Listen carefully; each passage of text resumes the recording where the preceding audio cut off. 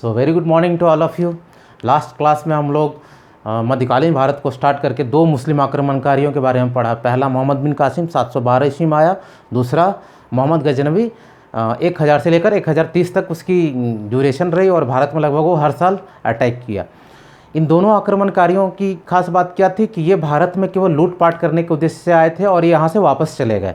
लेकिन जो तीसरा मुस्लिम आक्रमणकारी है, पहला अरब मुल्क का था, दूसरा तुर्की मुल्क था और तीसरा भी तुर्की मुल्क का था, मोहम्मद गौरी। लेकिन इसका उद्देश्य कुछ और था। यहाँ पर केवल लूटपाट ही नहीं करना, बल्कि यहाँ अपना एक साम्राज्य फैलाना था, अपना एक किंगडम को स्टैब्लिश करना था। साथ ही साथ हमने दोनों मुस्लिम आक्रमणकारियों के बारे में देखा कि प्राथमिक उद्देश्य तो उनका यहाँ लूटपाट करना था, लेकिन साथ ही साथ वो यहाँ इस्लाम धर्म का ही प्रचार किया करते थे। दोनों मुस्लिम आक्रमणकारियों के बारे में देखा। तीसरा मोहम्मद गौरी का भी उद्देश्य यहाँ लूटपाट करना था, साम्राज्य स्थापित करना था, लेकिन एक और उद्देश्य यहाँ पर मुस्लिम राज्य की स्थापना या इस्लाम धर्म का प्रचार करना था। इसके तहत उसने सर्वप्रथम भारत में पहला आक्रमण 1175 ईस्वी में 1175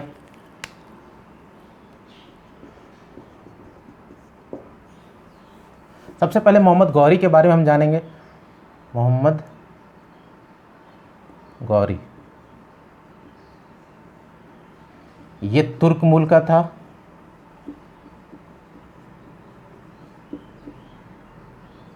लेकिन इसकी जो डायनेस्टी थी वो अफ़गानिस्तान में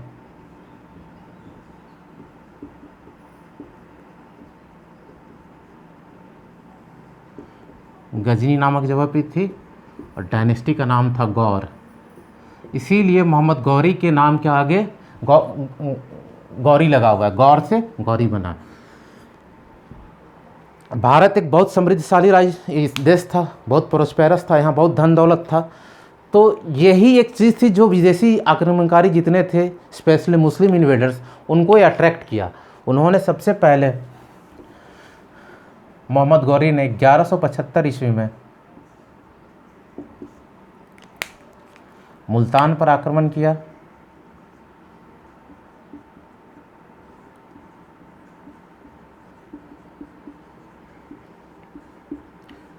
मुल्तान पे बेसिकली कौन थे? करमाथी मुस्लिम्स, करमाथी मुस्लिम। दूसरा अटैक 1178 ईस्वी में 1178 ईस्वी में गुजरात में किया।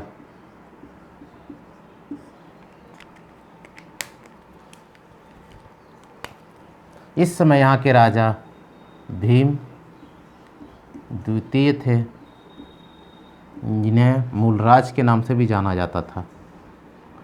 भीम द्वितीय का हम लोग पिछले सेशन में एक बार डिस्कशन किए थे, जब मोहम्मद बिन कासिम सोमनाथ टेम्पल पर अटैक किया था 1025 में।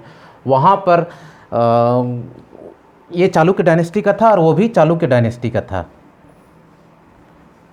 वहाँ पर उस समय राजा कौन था? जब मोहम्मद बिन कासिम ने अटैक किया था, भीम प्रथम। और इस समय यहाँ का राजा कौन था? भीम द्वितीय, भीम द्वितीय या भीम सेकेंड। दोनों का वंश एक ही था। समय बीत जाने के बाद इनका नाम चेंज हुआ, आगे उन्हीं की डायनेस्टी थी। ये इंपॉर्टेंट हो जाता है। कई एक बार क्वेश्चन में पूछता है कि गुजरात में मोहम्मद गौरी की जब आक्रमण किया तो वहाँ उस समय राजा कौन था? जिस प्रकार पहला क्वेश्चन था, मोहम्मद बिन कासिम ने जब सोमनाथ टेम्पल पर अटैक किया तो उस समय वहाँ का राजा कौन था? भीम प्रथम था।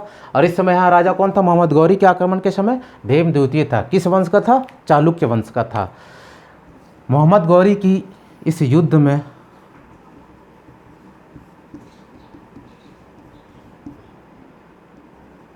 में बुरी तरह पराजित हुआ। युद्ध में बुरी तरह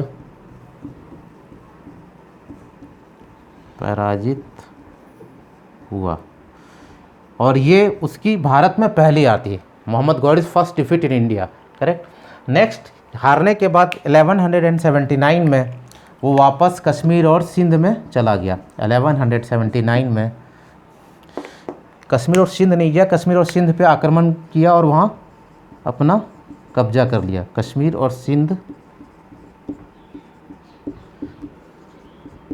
पर आक्रमण कर कब्जा किया।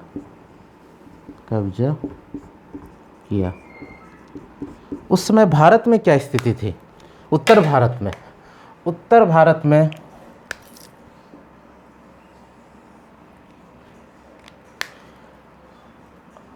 अजमेर, दिल्ली, अजमेर और सांबर में एक डायनेस्टी चल रही थी जिसे चौहान डायनेस्टी के नाम से जानते हैं, चौहान वंश। उस समय यहाँ का राजा पृथ्वीराज तृतीय था। इसे राय पिथौरा भी बोलते हैं। पृथ्वीराज तृतीय क्यों बोलते हैं? चौहान वंश के तीसरे वंशज का था, यानी इसका जो डायनेस्टी था थर्ड जनरेशन का था। ठीक है। इसके एक प्रसिद्ध कवि, कोर्ट पोएट जिसे बोलते हैं, राज कवि चंद्रवरदाई थे, जो इसके बहुत गहरे मित्र भी थे, क्लोज फ्रेंड। चंद्रवरदाई पृथ्वीराज चौहान के। और इनकी एक रचना थी पृथ्वीराज रासो। एग्जाम्स में कभी कभी पूछ देता है चंद्रवरदाई ने क्या लिखा था। पृथ्वीराज रासो। चंद्रवरदाई पृथ्वीराज रासो में ऐसा लिखते हैं कि मोहम्मद गौरी, जो अभी कश्मीर और सिंध पे रूल कर रहा था उस समय, कि समय समय पर पृथ्वीराज चौहान पर आक्रमण किया करता था। और इस तरह उसने पृथ्वीराज चौहान पर लगभग 17 आक्रमण किए।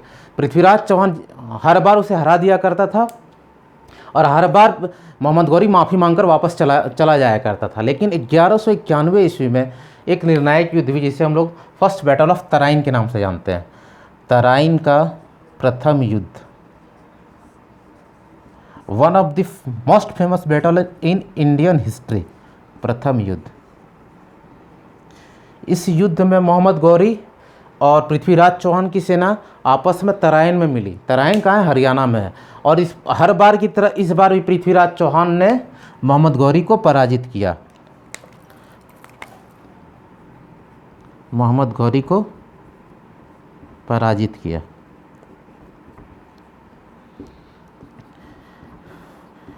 चंद्रवरदाई ऐसा पृथ्वीराज पराजित किया। फिर ये वापस कहाँ चला गया? वापस कश्मीर और सिंध चला गया। लेकिन पृथ्वीराज चौहान इधर कन्नौज में एक राजा जयचंद हुआ करते थे, उनकी पुत्री संयोगिता से प्रेम करते थे। एक बार राजा जयचंद ने अपनी पुत्री का स्वयंवर आयोजित किया। उन्होंने लगभग भारत के सभी राजाओं को बुलाया, केवल पृथ्वीराज चौहान को छोड़कर। इससे पृथ्वीराज चौहान बहुत अपमानित महसूस किए और भरी स्वयंवर की सभा में संयोगिता का अपहरण करके वापस ले गए। कहाँ? अजमेर ले गए। इनकी राजधानी कहाँ हुआ करती थी? चौहान वंश की अजमेर हुआ करती थी। ये भी आप याद रखिए, राजधानी अजमेर, राजधानी। बहुत नाराज और बहुत क्रोधित हुआ, साथ ही साथ प्रतिशोध की ज्वाला में जलने लगा। इन सारी घटनाओं जो यहाँ घट रही थी, ये मोहम्मद गौरी इसको पूरे अपडेट ले रहा था कि क्या चल रहा है वहाँ। और ये हमेशा एक मौके की तलाश में रहता था कि किसी तरह पृथ्वीराज चौहान को पराजित करके दिल्ली पे कब्जा किया जाए, जो था जहाँ से इनको हटाया जाए। और ये मौका उसे जयचंद ने दिया। जयचंद भी प्रतिशोध की ज्वाला में जल रहा था कि कोई उसे हेल्पर मिल जाए, हेल्प करने वाला मिल जाए, तो उसे मोहम्मद गौरी के रूप में मिला। दोनों आपस में मिले, मोहम्मद गौरी तैयार हुआ। 1191 ईस्वी में ये फर्स्ट बैटल ऑफ तराइन 1191 में हुआ। 1192 ईस्वी में फिर से दोनों की सेनाएं आपस में मिली। ये तराइन का द्वितीय युद्ध था।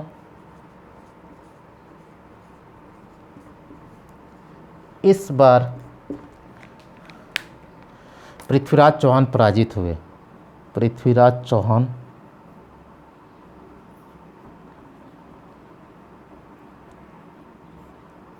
पराजित हुए, ना कि पराजित किया।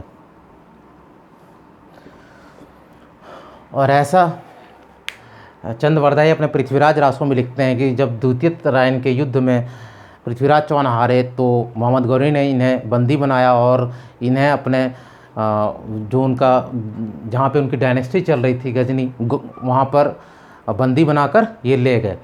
और वहाँ इनको बेड़ियों से और जंजीरों से बांध कर रखे हुए थे। तो उन्होंने, लेकिन पृथ्वीराज चौहान बेखौफ थे, बिल्कुल भी उनसे निडर आँखों से आंखें मिलाकर देख रहे थे। इसे मोहम्मद गौरी बहुत नाराज़ हुआ, अपने सैनिकों को ये आदेश दिया कि इनकी आंखें निकलवा दी जाएँ। उसने उसकी आंखों को निकलवाया और आंखें निकालने के बाद उसकी आंखों में भूसा भरवा दिया। चंद्रवरदाई लेकिन इसी समय उनके सामने एक प्रस्ताव रखा कि पृथ्वीराज चौहान शब्दभेदी बांध चलाने में बहुत कुशल हैं, बहुत निपुण हैं। और मोहम्मद गौरी को इस बात पे बिल्कुल यकीन नहीं हुआ। तो उसने बोला कि अगर इनकी बेड़ियां और जंजीरों को खोल दिया जाए, साथ ही साथ एक धनुष और बांध दे दिया जाए, तो ये अपने इस कुशलता को दिखला सकते हैं। मोहम्मद गौरी काफ़ी उत्सुक था उसकी इस कुशलता को देखते हुए। शब्दभेदी बाण ऐसा बाण है जो ध्वनि को सुनकर बिना देखे हुए उस टारगेट पे हिट कर सकते हैं। अगर कहीं भी आवाज़ सुनाई दी तो उसी टारगेट पे हिट किया जा सकता है। मोहम्मद गौरी बहुत उत्सुक हुआ कि आखिर ऐसे कैसे संभव है। उन्होंने उसकी बेड़ियों और जंजीरों को खुलवा दिया, उसके हाथ में तीर और धनुष दे दिया और मोहम्मद गौरी ने एक दो टारगेट को हिट करने बोला आवाज़ सुनकर, और पृथ्वीराज चौहान ने बिल्कुल हिट कर दिया क्योंकि वो निपुण थे ही, ये साफ बात थी। और इस कुशलता को देखते हुए पृथ्वीराज चौहान मोहम्मद गौरी बहुत खुश हुआ और उसे शाबाश बोला। किसे? मोहम्मद गौरी ने पृथ्वीराज चौहान को। 1 सेकेंड। और इस शाबाशी के इंतजार में चंद्रवरदाई भी थे और इस शाबाशी के इंतजार में पृथ्वीराज चौहान थे। क्यों? चंद्रवरदाई ने जैसे इस शाबाशी को सुना, उन्होंने एक तुरंत उनके लोकेशन को बताना चाहा। 4 बांस 24 गज अंगुल अष्ट प्रमाण, ता ऊपर सुल्तान है मत चुको चौहान। कहने का मतलब उसका लोकेशन क्या था? 4 बांस, मतलब 4 बांस की लंबाई थी, फिर 24 गज और 4 अंगुल, एग्जैक्ट लोकेशन था। अब पृथ्वीराज चौहान को हिट करना था। 4 बांस 24 गज और 8 अंगुल के ऊपर, यानी 8 अंगुली की जो लेंथ होती है उसके ऊपर सुल्तान बैठा हुआ था। ता ऊपर सुल्तान है, यानी सुल्तान सिंहासन पर बैठा हुआ है, अब उसे हिट करना आपको। इतना सुनते ही पृथ्वीराज चौहान ने उसके ऊपर शब्दभेदी बाण चलाए और ऐसा पृथ्वीराज रासों में फिर चंद्रवरदाई लिखते हैं और पृथ्वीराज चौहान की वहीं मृत्यु हो गई। ऐसा वर्णन पृथ्वीराज रासों में चंद्रवरदाई द्वारा किया गया है। लेकिन जो इतिहासकार मानते हैं ऐसा नहीं है। इतिहासकार मानते हैं कि 1192 के द्वितीय युद्ध में पृथ्वीराज चौहान पराजित हुए और वहीं पर पृथ्वीराज चौहान को मार दिया गया। और हम लोगों को फॉलो इसी को करना है, ना कि पृथ्वीराज रासों को। क्वेश्चंस हमारे इसी में इसी से आएंगे, जो हमारे बुक्स जो एनसीईआरटी फॉलो करता है। और मोहम्मद गौरी मरा 1106 ईस्वी में। कहाँ? वो वापस सिंध जब जा रहा था, जिसको मैं आगे भी डिस्कस करूँगा, तो खुखर जाटों ने कश्मीर में घेर कर उसे घायल कर दिया। बाद में रास्ते में गजनी जब पहुँचा, वो इतनी बुरी तरह घायल हो गया था कि वहीं पर उसकी मृत्यु हो गई। तो ये पूरी घटना थी। आगे अब देखते हैं कि 1192 ईस्वी में पृथ्वीराज चौहान को उसने पराजित किया और पृथ्वीराज चौहान को वहीं पर मार दिया। उसके बाद उसका पुत्र गोविंद वहाँ कहाँ का? यहाँ का राजा बना। किसके अधीन राज्य करने लगा? मोहम्मद गौरी के अधीन 1113 ईस्वी में, 93 में गोविंद पृथ्वीराज चौहान मोहम्मद गौरी के अधीन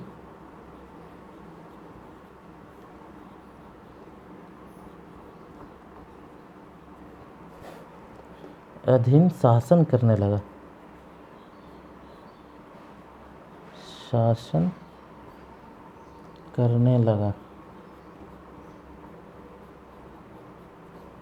ठीक है। और इसी के मतलब इसमें उन्होंने एक क्वाइंस चलाया, जिसे हम लोग लक्ष्मी क्वाइंस कहते हैं।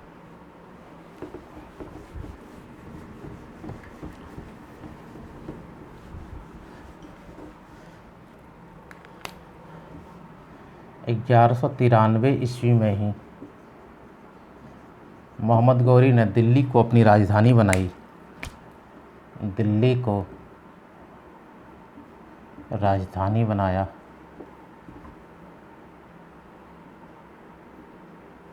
साथ ही साथ 1193 ईस्वी में ही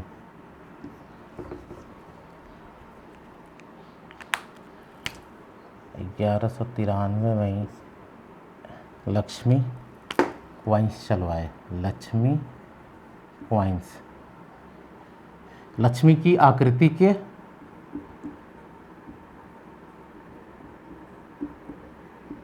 सिक्के चलवाए। सिक्के चलवाए। लक्ष्मी की आकृति मतलब जिस क्वाइंस में लक्ष्मी की आकृति या उसकी ये बनी हुई हो, उसके वो सिक्के चलवाए। अगेन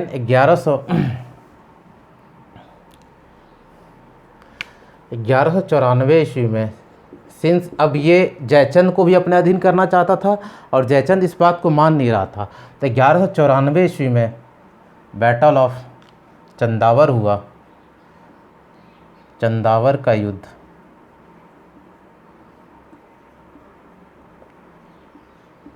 किसके किसके बीच? गौरी और जयचंद के बीच जयचंद ने गौरी ने जयचंद को हराया, जयचंद को हराया और युद्ध स्थल पे ही जयचंद को मार दिया।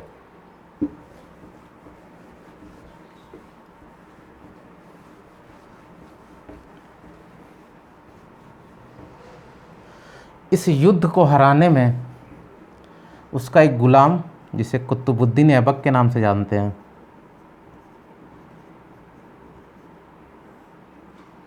जो आगे जाकर दिल्ली का सुल्तान भी बनेगा, इनफैक्ट पहला सुल्तान बनेगा और गुलाम वंश की स्थापना करेगा, सहायता की। ऐबक ने सहायता नहीं की, मतलब बहुत इंपॉर्टेंट रोल प्ले किया वो उसको हराने में।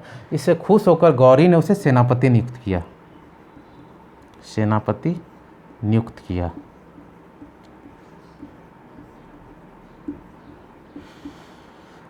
मोहम्मद गौरी जब आया था तो इसी के साथ में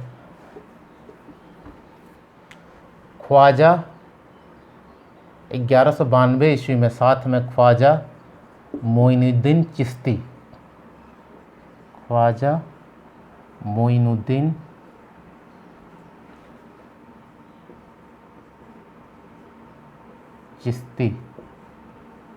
भी साथ में आए थे। और अजमेर का जो दरगाह है इन्हीं के नाम पे है, अजमेर दरगाह इन्हीं के नाम पे। किन के साथ आया था? मोहम्मद गौरी के साथ में आया था।